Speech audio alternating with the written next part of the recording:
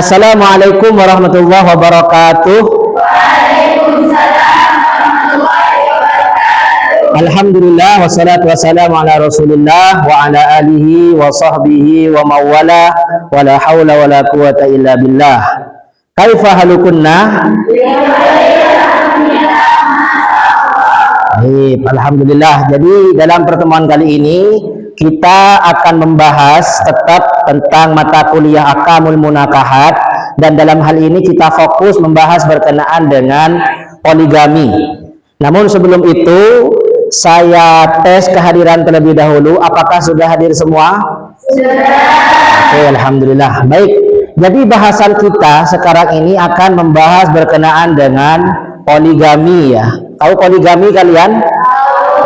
Baik. Mata kuliah ini tentang poligami ini merupakan sebuah mata kuliah yang terdapat di dalam mata kuliah Ahkamul Munakahat, dan di antara tujuan utama yang ini merupakan tujuan prodi, yaitu mahasiswa mampu menyusun solusi hukum berbasis fikih munakahat dan perundang-undangan di Indonesia terhadap persoalan hukum keluarga itu sendiri, seperti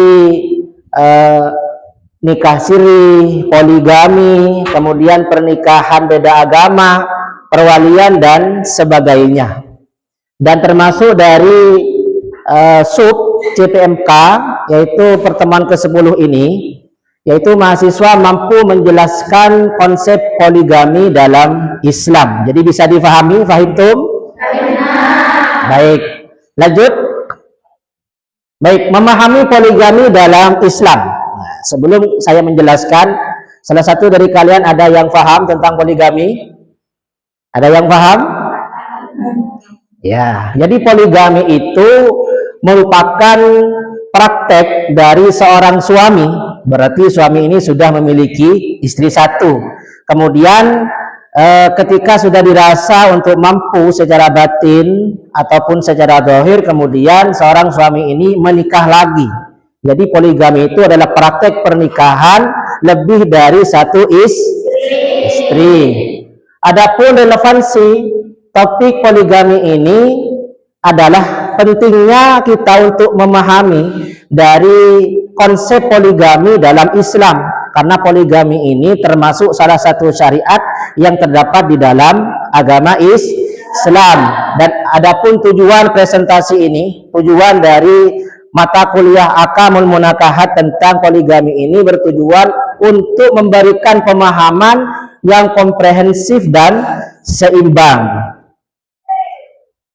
Baik, poligami ini dikatakan sebagai syariat karena terdapat di dalam Al-Quran. Tepatnya ada di surat An-Nisa. Ada yang tahu surat keberapa itu? Surat keempat atau kelima, yaitu berbunyi fankihu ma qabalakum minan nisa'i masna wa thulatha wa ruba wa in khiftum alla ta'dilu fawahidah. Jadi nikahlah kalian kepada orang perempuan itu 2 atau 3 atau 4. Nah, di sini merupakan ayat yang menunjukkan kebolehan kita ini untuk melaksanakan poligami. Kemudian jangan lupa ayat tersebut masih ada wa in khiftum alla ta'dilu fawahidah. Apabila kalian itu khawatir alla ta'dilu untuk bersikap adil, maka cukup satu istri sah.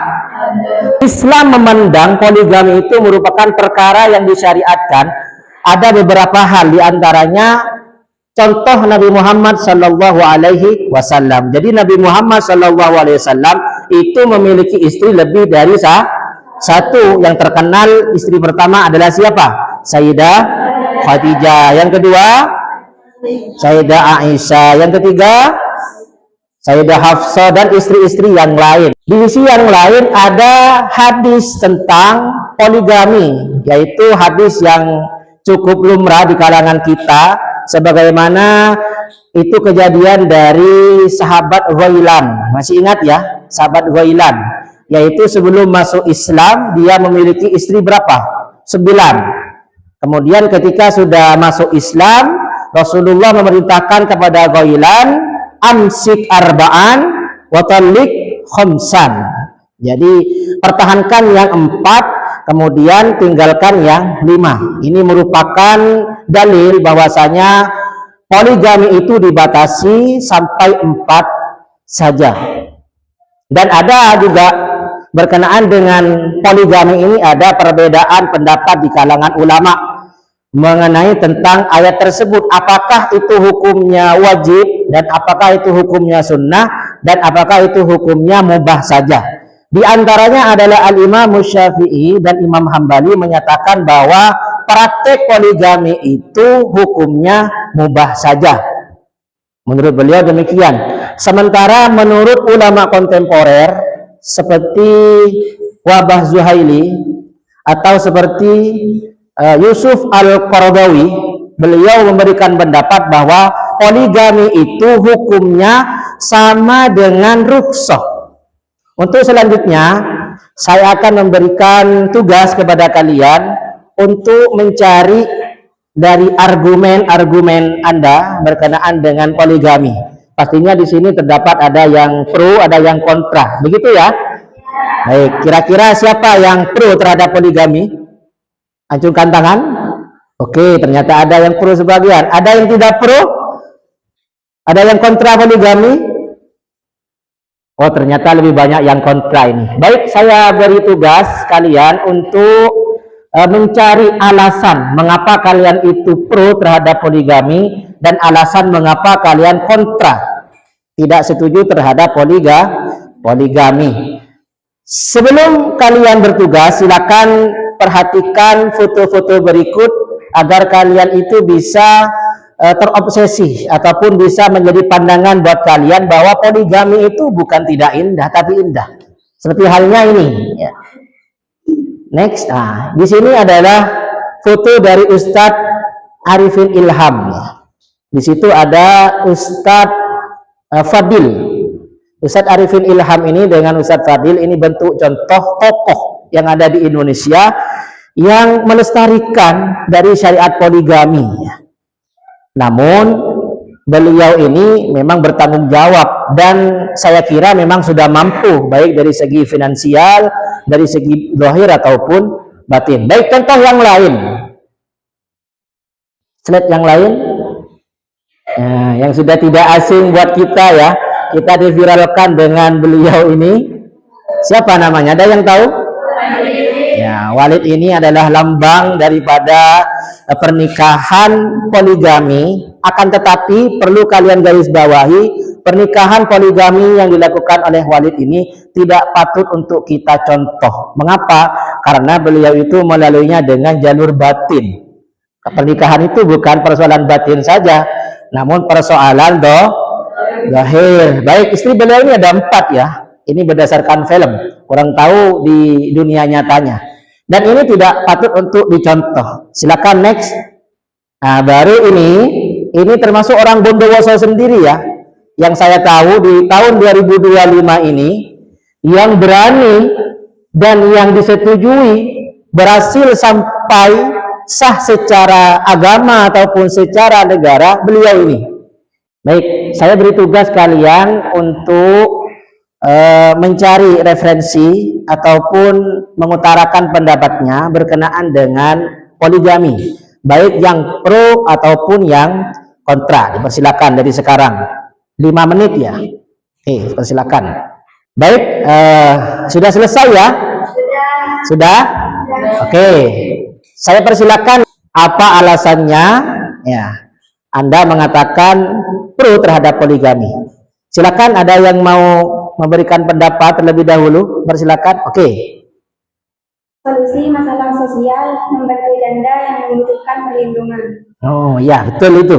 Termasuk solusi dari janda-janda yang nganggur ya. Dengan adanya syariat poligami, maka janda tersebut bisa terselesaikan persoalannya. Baik, ada lagi yang pro. Baik, ayo.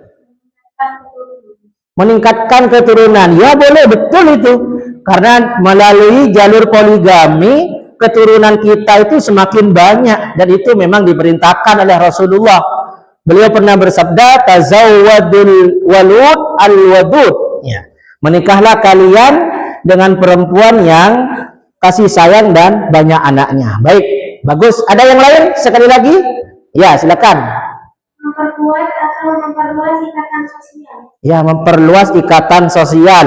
Semakin banyak istri, maka semakin banyak jaringan kita terhadap sosial manusia. Ya, bagus itu. Baik, sementara itu ya, dari yang pro terhadap poligami ada 3 yang telah menyampaikan argumennya. Baik, sekarang yang kontra. Ini kayaknya banyak yang kontra ini terhadap poligami. Baik, siapa yang pertama kali ingin menyampaikan argumennya bahwa dia tidak setuju dengan poligami? Silakan. Oh, menyebabkan kecemburuan. Baik, memang cinta itu hanya untuk satu orang ya, tidak bisa dibagi-bagi begitu ya. Menyebabkan kecemburuan. Baik, ada yang lain? Nah, silakan. Ketidaksetaraan gender antara laki dan perempuan. Ya, ketidak adanya kesetaraan gender antara laki-laki dan perempuan. Maksudnya gimana? Oh, maksudnya laki-laki boleh 4, sementara perempuan tidak boleh, begitu ya? Oh, oke. Baik. Ada yang lain? Oh ya, silakan. Potensi tidak adil kepada istrinya. Potensi tidak adil terhadap istrinya. Ya, betul.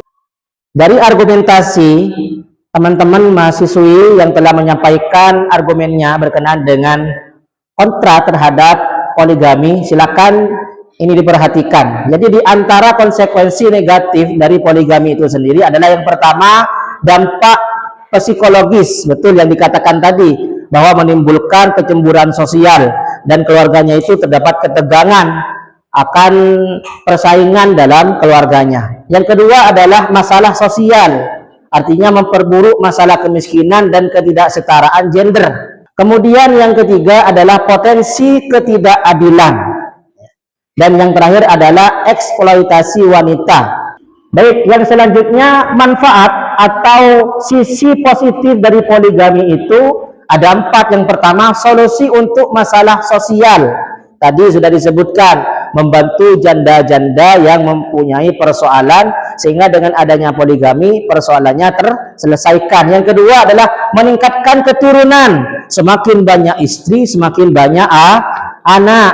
Yang ketiga adalah memperkuat ikatan sosial atau memperluas jaringan. Dan yang terakhir adalah menghindari dari perzinahan. Daripada suami kita kemudian terjerumus kepada lembah perzinahan, mendingan ada syariat poligami, kan begitu. Daripada melakukan keharaman, mendingan melakukan kehalalan meskipun korbannya adalah rasa yang ada di dalam hati. Selanjutnya yaitu jalan menuju poligami yang sah. Untuk melaksanakan poligami secara sah, baik negara ataupun secara hukum Islam, diantaranya ada 4 hal. Yaitu yang pertama adalah berperilaku adil. Yang kedua, kemampuan finansial. Yang ketiga adalah izin istri pertama. Nah, ini termasuk dari solusi negara untuk memberikan fasilitas poligami, diantaranya harus mendapatkan izin istri pertama. Yang terakhir adalah hukum negara. Artinya poligami itu harus disesuaikan dengan peraturan yang ada di negara masing-masing. Yaitu tadi di antara persyaratan di Indonesia, yaitu harus di antara persyaratannya harus mendapatkan izin dari istri yang pertama. Baik, sebelum kami tutup perkuliahan ini, mungkin ada salah satu kalian yang bisa mengevaluasi atau memberikan kesimpulan dari mata kuliah ini dari awal hingga akhir. Mungkin ada? Oke, persilakan. Oh, di depan, mungkin di depan, bisa di depan. Dari evaluasi dari kesimpulan perkuliahan ini ialah poligami dalam Islam bukanlah kewajiban atau anjuran, melainkan sebagai rukhsah melalui peraturan yang ketat. Yang menjadi syarat utama poligami adalah keadilan. Oke, baik, terima kasih.